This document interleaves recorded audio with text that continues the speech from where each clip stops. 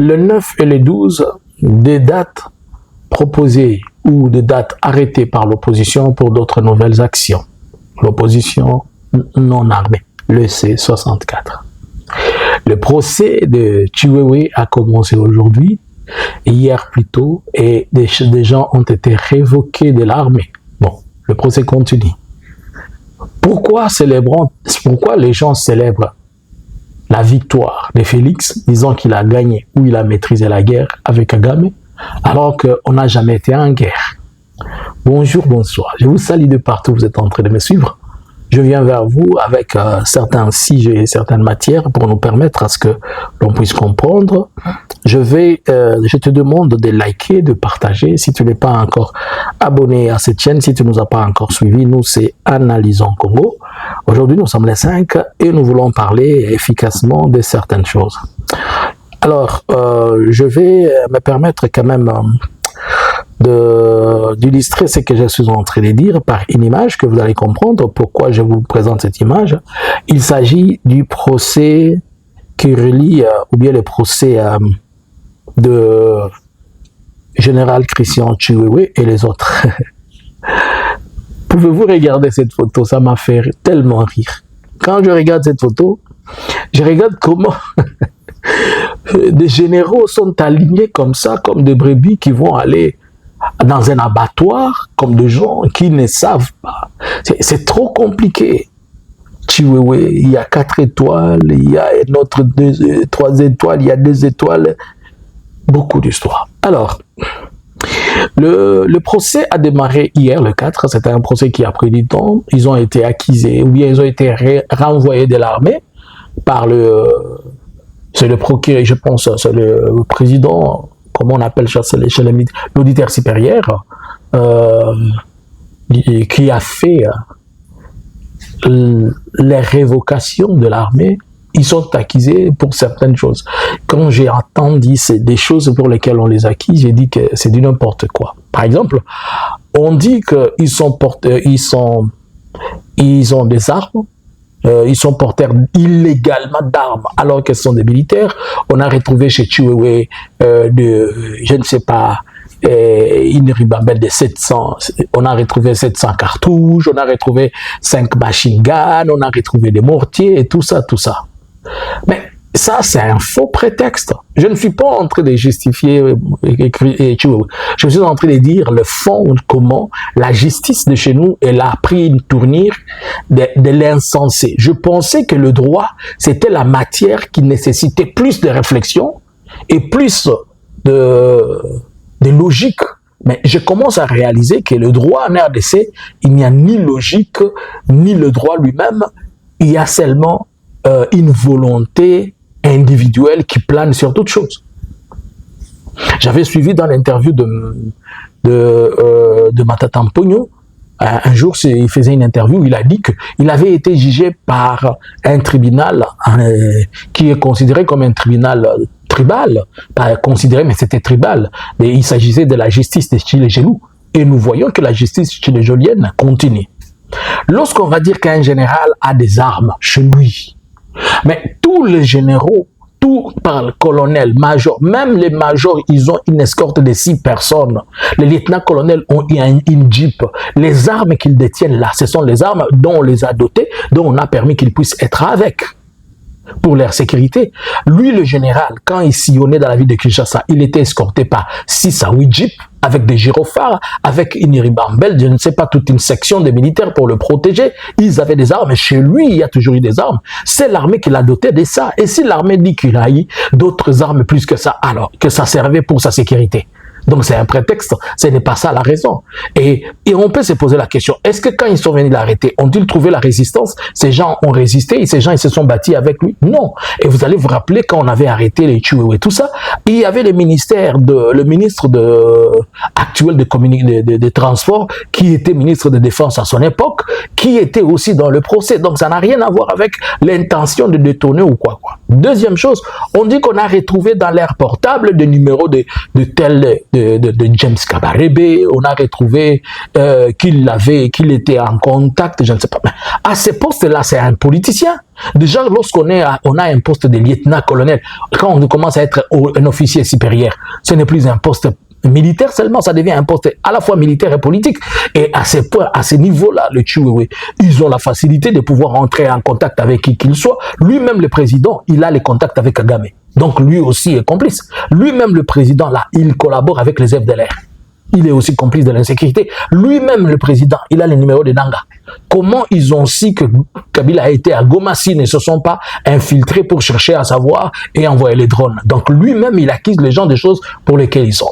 Autre chose, on dit que on a retrouvé dans le téléphone le Chiwewe consort qu'ils étaient en train de faire de l'apologie seulement de Kabila. Ils ne parlaient que de Kabila. Tu vois, Kabila Mokonzilabi soit Kalazaï, boye.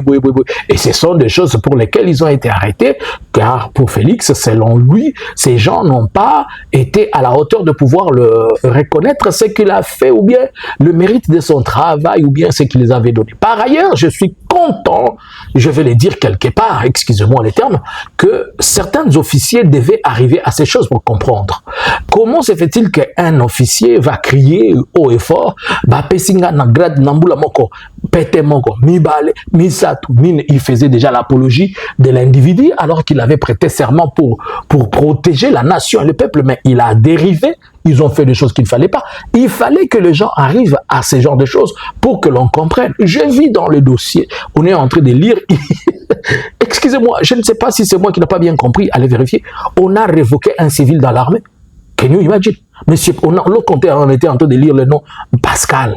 Monsieur Pascal, dont j'ai parlé la fois passée, d'une analyse vous faisant comprendre comment Pascal est arrivé là-bas. Pascal, c'est un civil. Il n'est pas arrivé dans ses procès puisqu'il a trahi ou il a fait quelque chose. Il est dans ses procès puisque Félix lui a ravi un immeuble. Et le Félix, lorsque ce dernier a commencé à revendiquer, étant un Américain, et que l'immeuble se retrouve au nom de son enfant, c'est comme ça que Félix l'a fait un procès, l'a accusé d'être M23. Vous savez que pour le moment, si on veut seulement vous coller quelque chose, c'est le nom essentiel. Vous collaborez avec l'AFC M23, Kabila vous donne l'argent, vous êtes avec Kagame. Alors que Félix se retrouve avec Kagame dans toutes les réunions. Il a été avec Kagame récemment à Paris et à Budapest, en Hongrie, qui l'avait arrêté pour ça. Alors, ces généraux, comprenez un peu, Pascal qui est un civil, on le chasse de l'armée. Puisqu'on a dit révoquer, renvoyer, on va renvoyer un civil de Bon, on a fait encore les procès, même John Mumbi qui n'est pas là, comme ça s'est fait la fois passée. Bon, toutes ces choses arrivent puisque ces généraux n'avaient pas compris leur place. Ces généraux, ils ont chanté à la gloire de Félix au lieu de chanter à la gloire de l'État. Ces généraux, ils ont oublié les motifs et les raisons pour lesquelles ils étaient dans l'armée.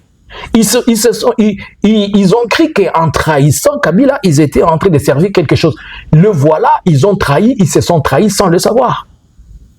Et surtout, quand il a commencé à lire, Chiwewe c'est un Katangé. Hypnosens. C'est quelque chose qui ne s'explique pas. Est-ce qu'aujourd'hui il va réfléchir puisqu'il est en prison? Bon, après qu'il ait accepté tous ses aveux, qu'est-ce qui va se passer? Tout ceci, c'est l'œuvre des ex-phases, et tout ceci, c'est l'œuvre de la destruction de l'œuvre des ex-phases qui ont commencé à détruire la FRDC petit à petit. Bon, à ce point où nous sommes, dis-moi, quand vous voyez cette photo-là, avec tous ces généraux, quel est l'esprit que l'on communique aux troupes sur terrain? Vous espérez avoir une victoire après avoir humilié des généraux comme ça? Et ces généraux qui ne prenaient plus soin de leurs soldats, vous qui êtes encore là, vous, quand vous vous escortez, ils vous demandent ne fût-ce que même 10 $ pour soigner leurs enfants, vous ne donnez pas. Mais quand ils meurent, vous êtes le premier à aller acheter des cercueils. Comment des choses comme celle-ci ne peuvent pas vous arriver? J'ai vu des généraux parmi eux fêter et faire de fêtes où, est-ce que tu peux comprendre que parmi eux, il y a des gens qui ont fait de fêtes, des généraux sont en train de fêter, bah ça, les généraux, la salle, ils fêtent. À organiser fête pour inviter chaque invité $2000, de transport. $2000. Bah, miyebi, bah, so kabila, bah, tout le monde, bah, 1000, bah, $2000 de transport. Bah, so, ça, bah, fête, beaucoup, na, émission champagne, na, champagne. Général, oh, yalobi, azoara, so, qui $500. Mais ils sont tous des commerçants. Voilà les sorts, voilà les choses qui arrivent. On peut dire, oh, qui a bibouara, et, bah, timola, qui les boules pour la kabila, bah, on m'a na katite. J'espère que ce procès, quand il va finir, on va essayer de comprendre et on va attendre tout ce qu'on peut attendre et tout ce qu'on ne peut pas aussi entendre. Alors, il y a quelque chose que j'aimerais que l'on puisse écouter ensemble et après nous allons commenter. Ok? Magistère et puis M. Silas Kapoudi et on va terminer avec M. Honoré. M. Alech, allez-y, posez votre question. Bonsoir, merci. J'ai trois questions qui sont très très brèves à adresser au député Jean Baudouin Maillot.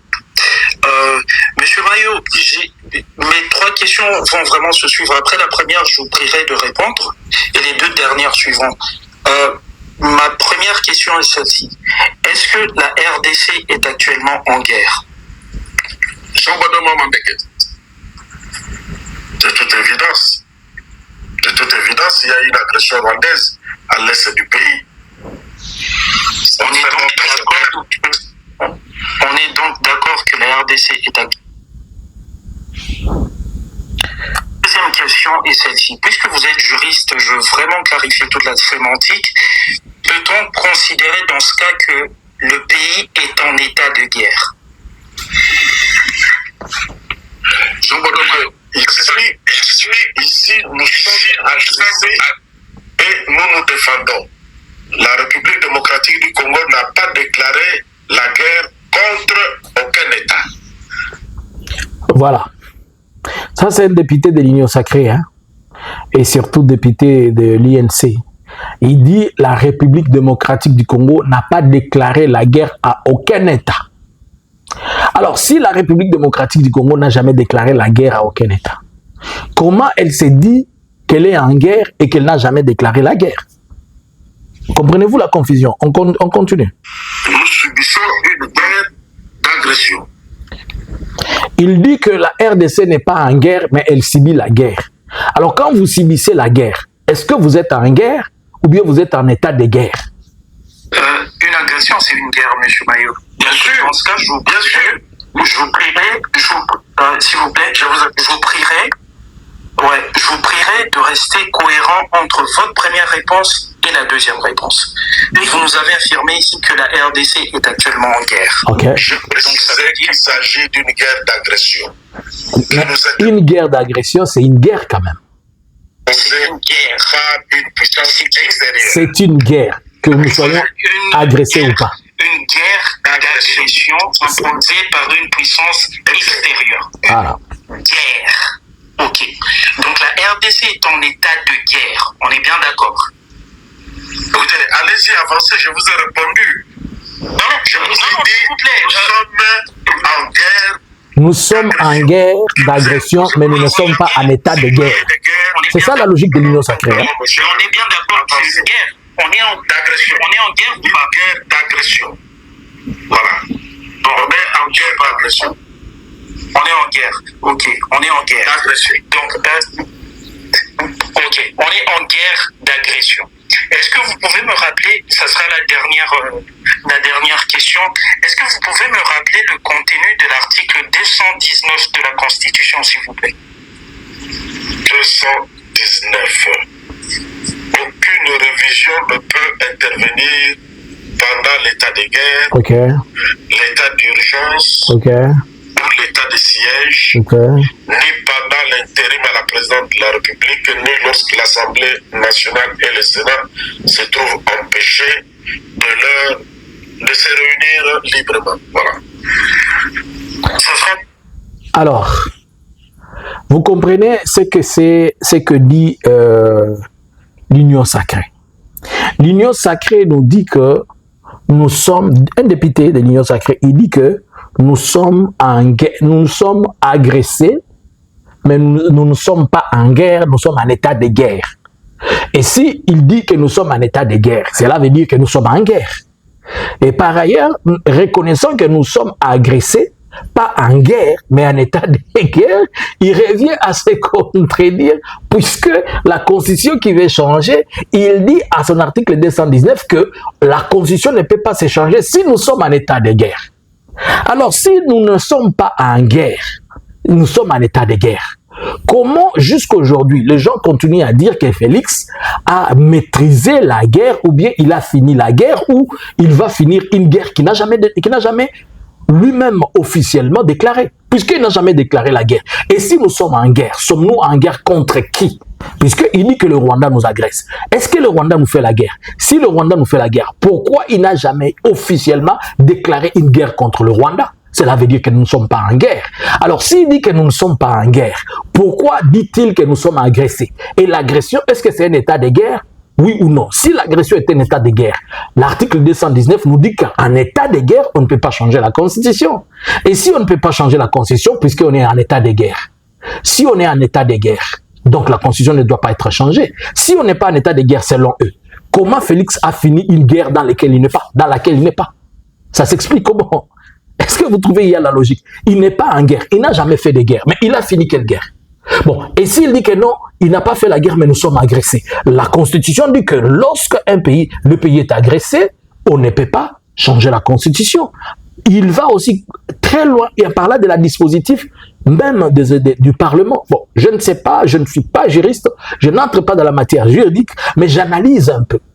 Nous savons que dans la Constitution congolaise, même au niveau provincial, il y a des parlements provinciaux qui se réunissent. Mais vous allez remarquer que les Nord et les Sud Kivu, leurs parlements ont stoppé d'exister, ont stoppé, même à Ituri, il y a un problème. Le parlement provinciaux ne se réunissent plus. Est-ce que ce dispositif aussi n'est pas collé à ça?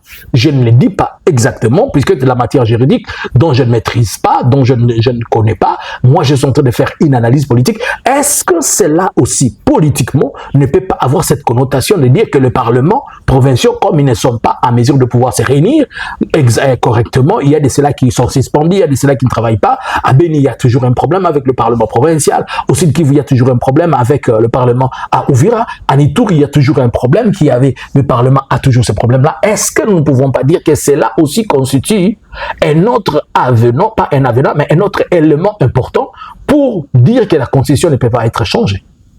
Bon. Tout ça, ce sont des éléments que nous sommes en train de nous poser la question. Ceux qui sont en train de nous dire qu'ils veulent changer la Constitution, ont-ils réellement compris ou bien ils n'ont pas compris? Ils veulent changer quoi? Apparemment, les gens sont en train de vouloir changer ce qu'ils ne maîtrisent pas et ce qu'ils ne connaissent pas. Si cette Constitution qu'ils veulent changer, ils ne la connaissent pas, ils ne la maîtrisent pas, qu'est-ce qui nous prouve que la Constitution qui veut nous amener, ils la connaissent? Déjà, quand vous attendez quelqu'un comme Peter Kazadi, qui a été ministre de l'Intérieur et député IDPS, vous dire que il faut inclure, ou bien qu'est-ce qu'il ne dit pas que dans la nouvelle constitution, on va par exemple adopter la polygamie. Est-ce que ces gens, vous comprenez que eux ils se sont assis, nous dire qu'ils vont changer la constitution pour qu'ils incluent dans la constitution une question de polygamie? Alors que, est-ce que la polygamie va finir la guerre? Est-ce que la polygamie, en choisissant, en acceptant la polygamie, c'est ce qui va faire que le problème dans lequel le pays se retrouve, trouve solution? Est-ce que c'est la Constitution qui empêche que les jeunes aient du travail, que les gens mangent, qu'il y ait la paix? Si on change la Constitution, on retrouve la paix. Ils ont parlé de l'article 178, dont ils ne maîtrisent pas. J'ai retrouvé que cet article se retrouve, après les archives, on a découvert que l'article 178, elle figure même dans la constitution de Mobutu, à son article 101. Elle est aussi dans la constitution dont ils sont en train de nous dire qu'ils veulent changer la constitution et prendre celle de la constitution de la conférence nationale souveraine. Dans la constitution de la conférence nationale souveraine de 1998, il est aussi dit les mêmes dispositifs de l'article 178 se retrouvent, je pense, dans l'article 92. C'est-à-dire, c'est un dispositif qui a toujours été là. Et seulement les gens, puisque dans l'IDPS, les gens, comme ils sont orientés en mode machine, quand on leur programme seulement, et ils agissent ainsi. Bon. Par ailleurs, hier, le C64 a fait une mise à jour. On a suivi Denis Sessanga et Martin Fayoulou ont fait quand même, ils nous ont dit quelque chose et ils disent qu'il est prévu le 9 qu'on aille officiellement accuser Félix et déposer une plainte contre lui, l'accusant de faire un coup d'état politique. Il sera demandé à ce que le cours des tribunaux